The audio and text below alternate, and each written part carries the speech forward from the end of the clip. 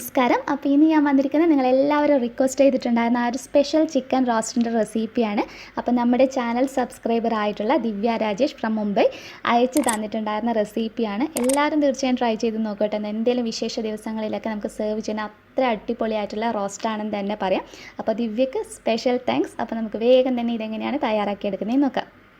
ഈ ഒരു chicken roast തയ്യാറാക്കി എടുക്കുന്നതിനായിട്ട് ഞാനിവിടെ 1/2 കിലോ ചിക്കനാണ് എടുത്തിട്ടുള്ളത്. നല്ലതുപോലെ കഴുകി വൃത്തിയാക്കി വെച്ചിട്ടുള്ളതാണ്. ഇതിലോട്ടേക്ക് നമുക്ക് മസാലപ്പൊടികൾ ചേർത്ത് കൊടുക്കാം. അപ്പോൾ എല്ലോട് കൂടിയുള്ള ചിക്കൻ എടുക്കുന്നതായിരിക്കും കേട്ടോ ഈ ഒരു റോസ്റ്റ് തയ്യാറാക്കി എടുക്കാൻ ഏറ്റവും നല്ലത്. 1/2 ടീസ്പൂൺ മഞ്ഞൾപ്പൊടി ചേർത്ത് കൊടുക്കാം. ഇനി നമുക്ക് ഗരം മസാല പൗഡർ ഒരു 1/2 ടീസ്പൂൺ തന്നെ ചേർക്കാം. പിന്നെ ആവശ്യമായിട്ടുള്ളത് ചിക്കൻ മസാല പൗഡറാണ്. അത് 1 ടീസ്പൂൺ മുഴുവനായിട്ട് തന്നെ ചേർത്ത് കൊടുക്കുന്നുണ്ട്. പിന്നെ ഈ ഒരു ചിക്കൻ റോസ്റ്റ് നല്ല സ്പൈസി ആയിട്ടാണ് നമ്മൾ ചെയ്യുന്നത്. അതുകൊണ്ട് തന്നെ 1 ടേബിൾ സ്പൂൺ മുഴുവനായിട്ട് തന്നെ കുരുമുളക് പൊടി ചേർക്കുന്നുണ്ട്.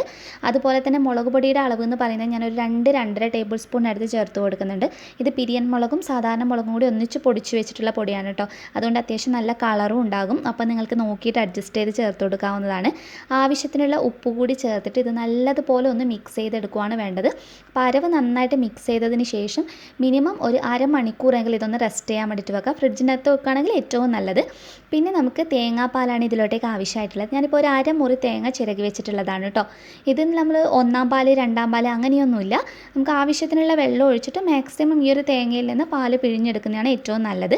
അപ്പോൾ ഒന്ന് അരിച്ചെടുത്തിട്ട് കണ്ടില്ലേ, ഏകദേശം ഒരു 1/2 കപ്പിനടുത്തുണ്ട്. ഒത്തിരി തേങ്ങാപ്പാലിൻ്റെ ഒന്നും ആവശ്യം നമുക്കില്ല. ഒരു 1/2 കപ്പ് തേങ്ങാപ്പാലാണ് ഞാനിപ്പോൾ ഒന്ന് എടുത്ത് വെച്ചിട്ടുള്ളത്. ഇതൊന്ന് അരിച്ചെടുത്ത് മാറ്റി വെച്ചിട്ടുള്ളതാണ്. അപ്പോൾ നമ്മൾ ചിക്കൻ മറിനേഷൻ ചെയ്യാൻ വെച്ചിട്ട് കറക്റ്റ് അരമണിക്കൂർ കഴിഞ്ഞിട്ടുണ്ട് കേട്ടോ. ഇനി നമുക്കിതൊരു പാത്രത്തിനകത്തോട്ട്, ഞാനിപ്പോൾ ഒരു ചട്ടിയിലാണ് ചെയ്തെടുക്കുന്നത്. ചട്ടിയിൽ ചെയ്യണമെന്നൊന്നുമില്ല, ജസ്റ്റ് ഞാനിപ്പോൾ അതിനകത്ത് കാണിക്കുന്നുണ്ടെന്നേ ഉള്ളൂ. ഇനി ഇതിലോട്ടേക്ക് നമുക്ക് തേങ്ങാപ്പാൽ ഒഴിച്ചു കൊടുക്കാം. തേങ്ങാപ്പാലിലാണ് നമ്മൾ ഈ ഒരു ചിക്കൻ കുക്ക് ചെയ്തെടുക്കുന്നത്. അതുകൊണ്ടാണ് ഞാൻ നേരത്തെ പറഞ്ഞത് 1-ാം പാലായിട്ടൊന്നും നമ്മൾ എടുക്കേണ്ട. ആവശ്യത്തിന് വെള്ളം ഒഴിച്ചു കൊടുത്തിട്ട് ഒന്ന് റെഡിയാക്കി എടുത്താൽ മാത്രം മതി. എന്നിട്ട് നന്നായിട്ടൊന്ന് മിക്സ് ചെയ്ത് നോക്കാം. നമ്മൾ തേങ്ങാപ്പാൽ ചേർത്ത് കഴിഞ്ഞാൽ എന്തായാലും നമ്മൾ ചിക്കനിൽ ഉപ്പൊക്കെ ചേർത്തതാണെങ്കിൽ കൂടി ഉപ്പൊന്ന് കുറയാൻ ചാൻസ് ഉണ്ട്. അപ്പോൾ ഈ ഒരു സമയത്ത് ഉപ്പ് നോക്കിയിട്ട് അഡ്ജസ്റ്റ് ചെയ്യാൻ വേണ്ടിയിട്ട് നോക്കുക. അതിനുശേഷം അടച്ച് വെച്ചിട്ട് ചിക്കൻ നല്ലതുപോലെ ഒന്ന് കുക്ക് ചെയ്തെടുക്കാം. ഇത് കുക്കായി വരുന്ന സമയം കൊണ്ട് നമുക്ക് കുറച്ച് മസാല ഒന്ന് റെഡിയാക്കി എടുക്കാം.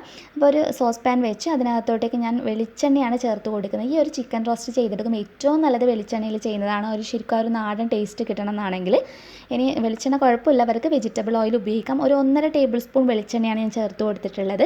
ഇതിലോട്ട് 1 ടേബിൾ സ്പൂൺ മുഴുവനായിട്ട് ഇഞ്ചിയും വെളുത്തുള്ളിയും കൂടി പേസ്റ്റ് പോലെ അരച്ച് വെച്ചിട്ടുള്ളതാണ്. ചെറിയ കഷ്ണങ്ങളായിട്ട് നുറുക്കിയിട്ട് വേണമെങ്കിലും ചേർത്ത് കൊടുക്കാം. ഞാനിപ്പോൾ ഒരു അത്യാവശ്യം വലിയ സൈസ് ഇഞ്ചിയും ഒരു 2-3 വെളുത്തുള്ളിയാണ് ഉപയോഗിച്ചിട്ടുള്ളത്. ഇത് നല്ലതുപോലെ എണ്ണയിലിട്ടിട്ട് ഒന്ന് മൂപ്പിച്ചെടുക്കാം. വെളുത്തുള്ളി ഇഞ്ചിയും ഒന്ന് മൂത്ത് വരുന്ന ആ ഒരു സമയത്ത് ഇതിലോട്ടേക്ക് ഒരു 2 മീഡിയം സൈസ് സവാളയാണ് ചേർത്ത് കൊടുക്കുന്നത്. അപ്പോൾ ഈ ഒരു ടൈമിൽ തന്നെ നിങ്ങൾക്ക് 2-3 തണ്ട് കറിവേപ്പില കൂടി ചേർത്ത് കൊടുക്കാം കേട്ടോ. അപ്പോൾ ഞങ്ങൾക്കിവിടെ ലോക്ക്ഡൗൺ ഒക്കെ ആയതുകൊണ്ട് തന്നെ കറിവേപ്പില ഒട്ടും തന്നെ കിട്ടാനില്ല. അതുകൊണ്ടാണ് ഞാൻ ആ ഒരു സ്റ്റെപ്പ് ഒഴിവാക്കിയിട്ടുള്ളത്. അപ്പോൾ നാട്ടിലൊക്കെ ആണെങ്കിൽ തീർച്ചയായും കറിവേപ്പില ഉപയോഗിക്കാം കേട്ടോ. കറിവേപ്പില ഈ ചിക്കൻ റോസ്റ്റിന് ഒന്നുകൂടി ടേസ്റ്റ് കൊടുക്കും. അപ്പോൾ ആവശ്യത്തിനുള്ള ഉപ്പ് കൂടി ചേർത്തിട്ട് സവാളയെ നമ്മളൊന്ന് മൂപ്പിച്ചെടുക്കണം. സവാള നമ്മൾ നല്ല ബ്രൗൺ ഷെയ്ഡാകുന്നത് വരെ ഒന്നും ചെയ്തെടുക്കേണ്ട ആവശ്യമില്ല ഈ ഒരു കാര്യത്തിന്. അപ്പോൾ ജസ്റ്റ് നമുക്കൊന്ന് നല്ല സോഫ്റ്റായിട്ടൊരു ട്രാൻസ്പാരൻ്റ് ആയി വരുന്ന ഒരു സവാളയുടെ ഒരു ടെക്സ്ചർ ഇല്ലേ, കണ്ടില്ലേ, ഇതുപോലെ ഒന്ന് റെഡിയാക്കി എടുത്താൽ മാത്രം മതി. ഇതിപ്പോൾ നല്ലോണം വഴണ്ട് നല്ല റെഡിയായി കിട്ടിയിട്ടുണ്ട്. നമുക്ക് ഫ്ലെയിം ഓഫ് ചെയ്യാം. അപ്പോഴത്തേക്കും നമ്മുടെ ഈ ഒരു നമ്മൾ ചിക്കൻ വേവിക്കാൻ വെച്ചത് കണ്ടില്ലേ, നല്ലതുപോലെ വെന്ത് വന്നിട്ടുണ്ട്. ഒരു 1/4 ഭാഗം വേവായിട്ടുണ്ട് കേട്ടോ.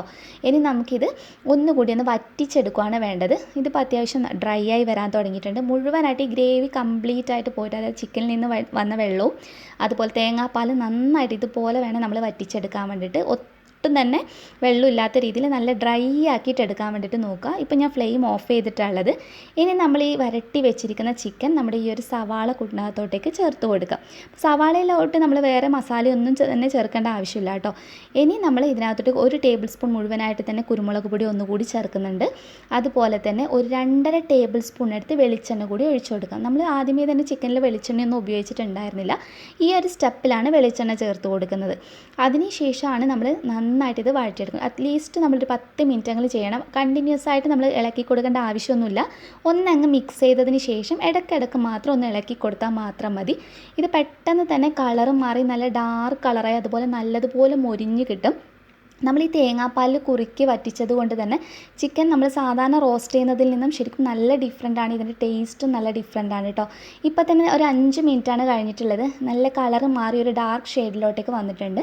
ഒരു 5 മിനിറ്റ് കൂടി കഴിയുമ്പോഴത്തേക്കുള്ള ഇതിൻ്റെ ഒരു പാകം കണ്ടില്ലേ, നല്ല ഡാർക്കായിട്ട് വന്നിട്ടുണ്ട്. ഞാൻ ഇതിലോട്ട് 1 ടേബിൾ സ്പൂൺ ചെറുനാരങ്ങയുടെ നീര് കൂടി ചേർത്ത് ഒന്ന് മിക്സ് ചെയ്തതിന് ശേഷം ഫ്ലെയിം ഓഫ് ചെയ്തിട്ടാണുള്ളത്.